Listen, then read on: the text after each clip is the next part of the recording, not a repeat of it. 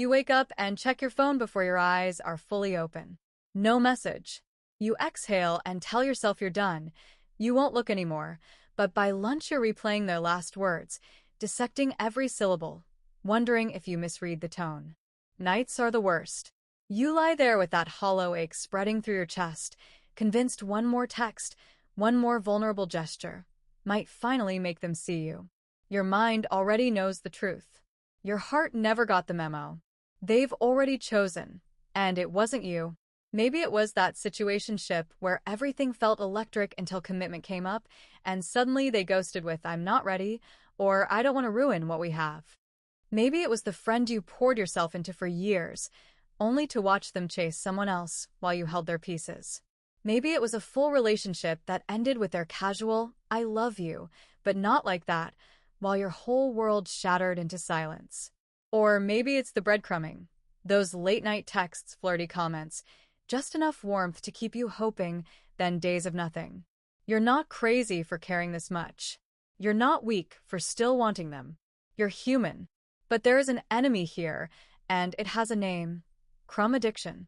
That cycle of highs from their scraps of attention and crashes from their distance.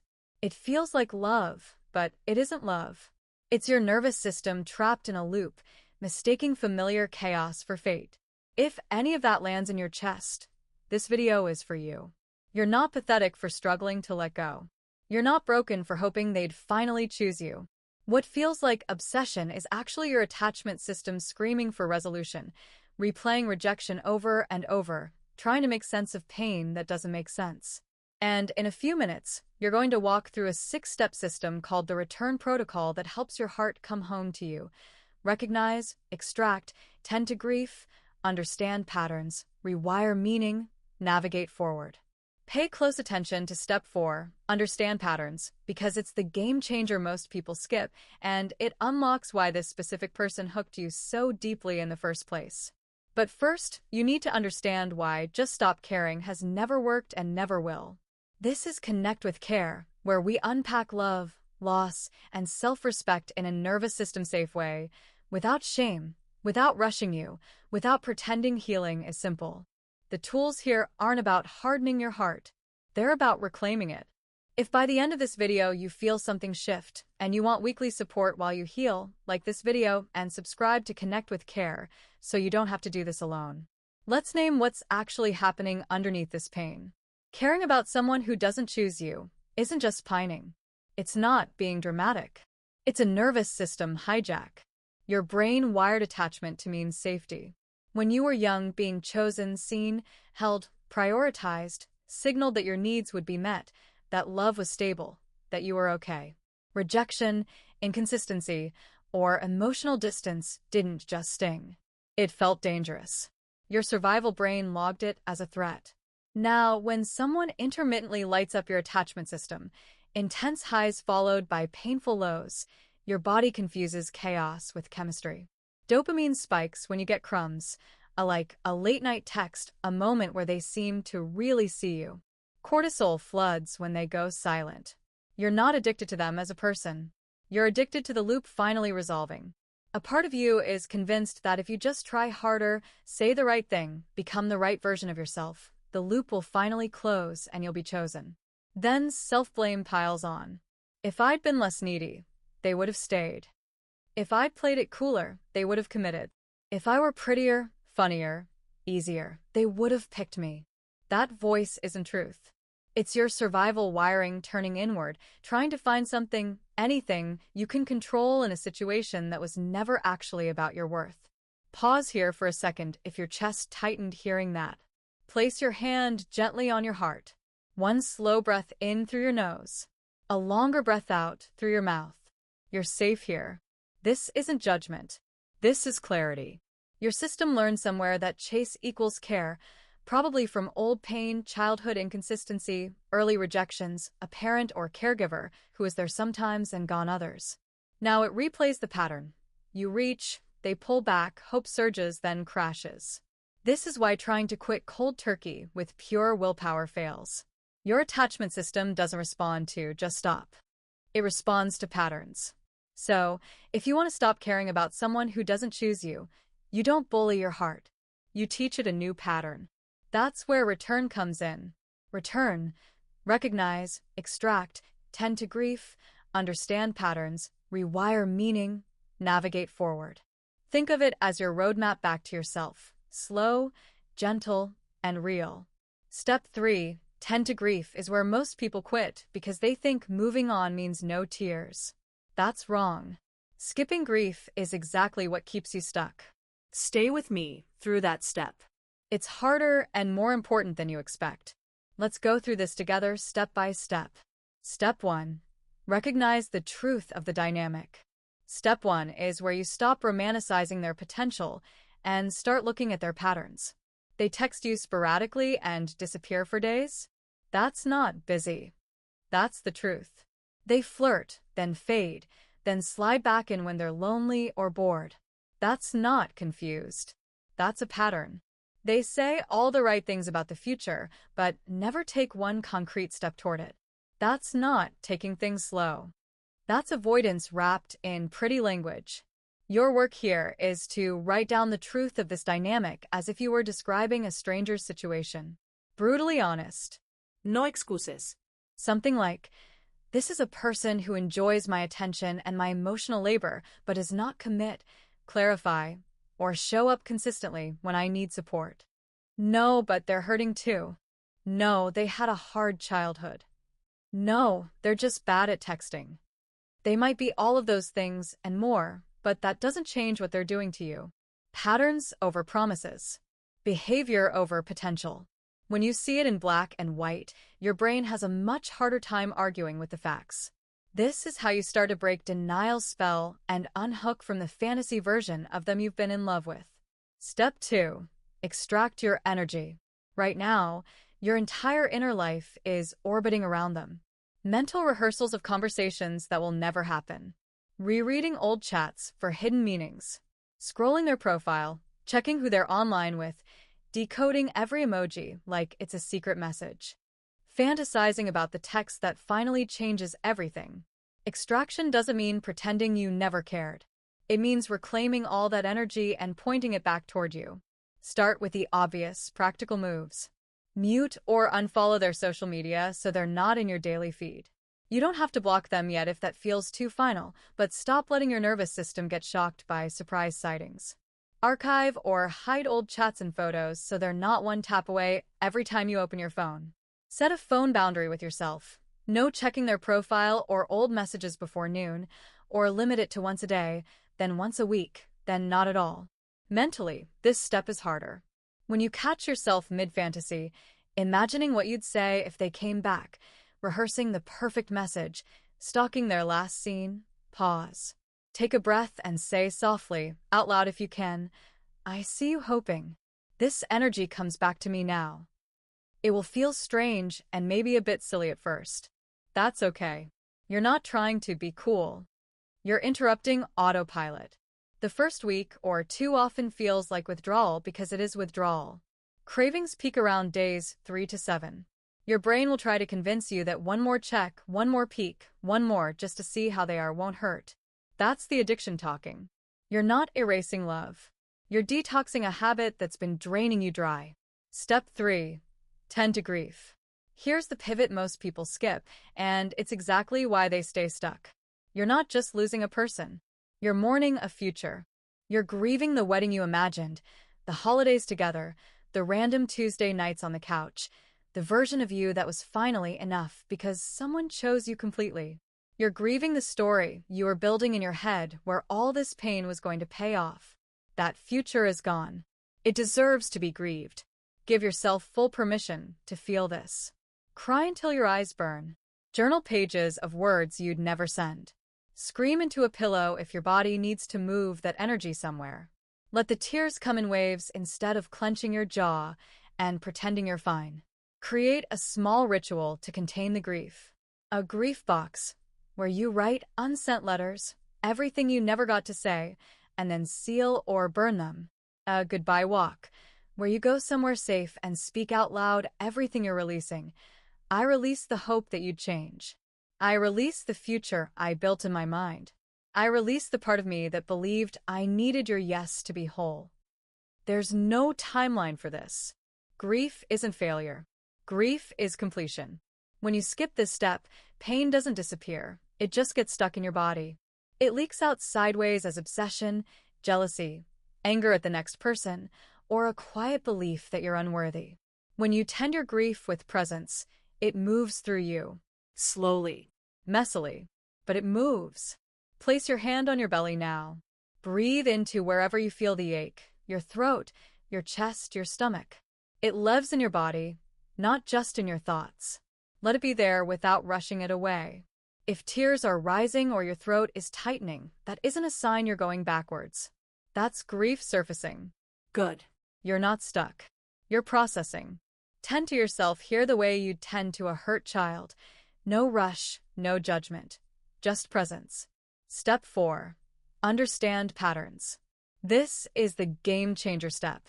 This is where you stop asking, why did they leave? And start asking, why did this specific person hook me so deeply?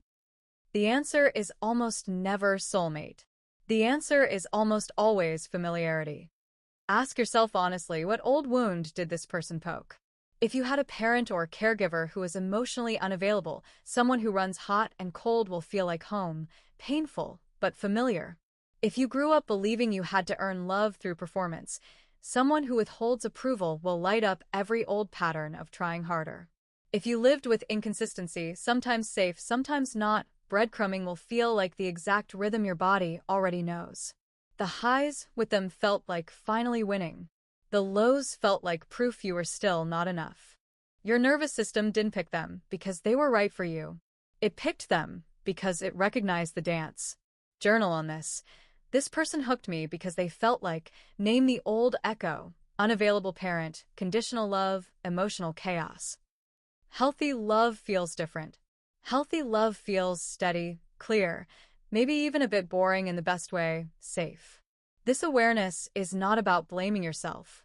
It's about dissolving the spell. You chose them because, on some level, your system already knew the steps. That doesn't make you broken. It makes you adaptive. Now you're learning a new dance. Step 5. Rewire the meaning. Right now, your brain has drawn a straight line. They didn't choose me. I am unchosen. I am unworthy of love. That line is the lie you've been living under. Rewiring the meaning means breaking that line and telling a truer story. Start here. Their no says everything about their capacity, their fears, and their patterns, and nothing about my value as a human being. List the strengths you showed in this entire situation. You were loyal. You stayed. You believed in them. You kept giving even when it cost you. Those same qualities, when directed toward someone who's actually capable of receiving and reciprocating, become your greatest gifts. The problem was never that you cared too much. The problem was that you kept pouring into a container that couldn't hold you. Daily practice. Stand in front of a mirror. Look yourself in the eyes and say, I offered love they couldn't hold. I'm learning to choose containers that can. It will feel fake at first. Say it anyway. Your brain doesn't rewire from one intense moment. It rewires from repetition. Frequency, not drama. Over time, with repetition and with small bits of evidence, safe friends, people who show up, your own self-respect, that new meaning starts to feel less like a mantra and more like a fact. Here's the bridge. Once you've started to rewrite what their rejection means, you're ready to write a new story. Step 6. Navigate forward. This step isn't about rushing into a new relationship. It's about teaching your nervous system what secure love actually looks and feels like so you have a real destination. Secure love doesn't feel like the roller coaster you've been riding. It feels calm. It feels steady.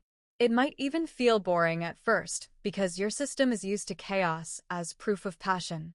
In secure love, you don't have to decode every text. They say what they mean. You don't wonder if they'll show up. They show up. Consistently. You can say, I'm struggling today, and they respond with presence, not mockery, not silence, not disappearing. You can disagree or hurt each other's feelings, and neither of you vanishes. Repair is possible. Your nervous system finally gets to rest because your body learns, this one stays. And if they come back, and they might, once they sense you pulling away, remember this. a text is not choosing you. Late night, I miss you, is not choosing you.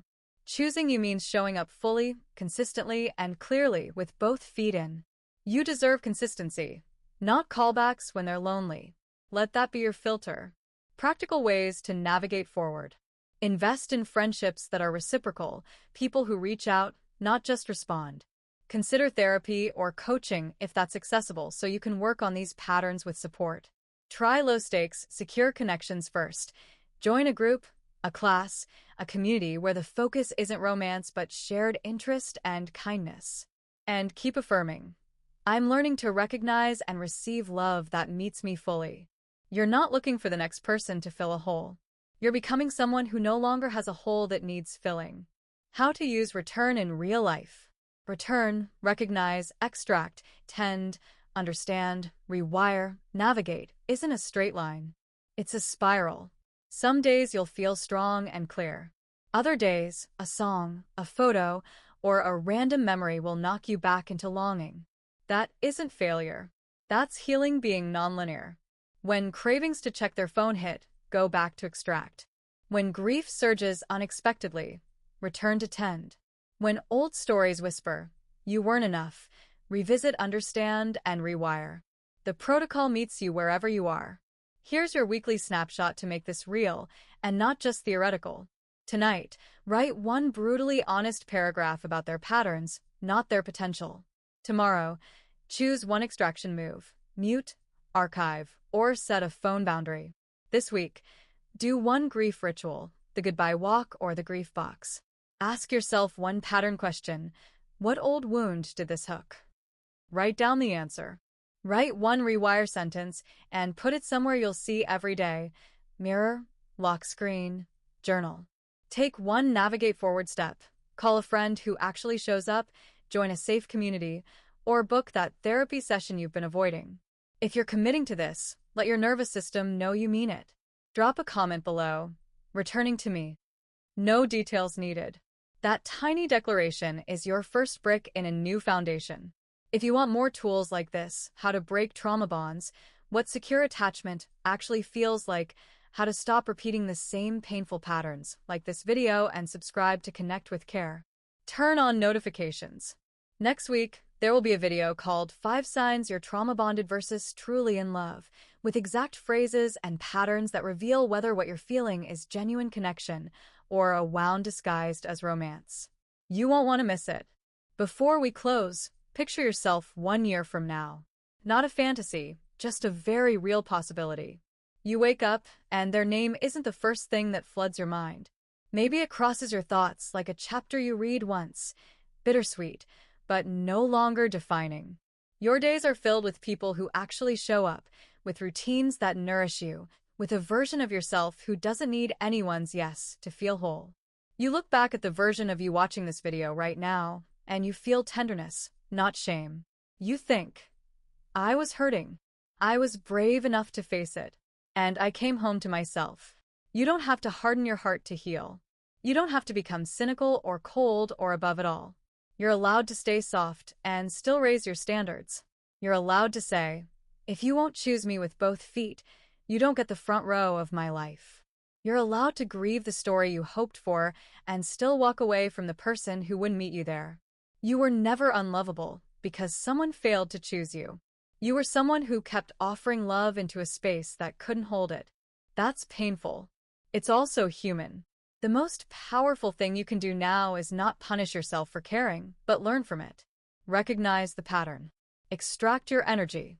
Tend your grief. Understand why it hooked you. Rewire what unchosen means. Navigate toward love that actually meets you. You are not the one who lost when someone wouldn't choose you. You are the one who is finally learning to choose yourself. Return home. One breath, one boundary, one brave choice at a time. You're already on your way.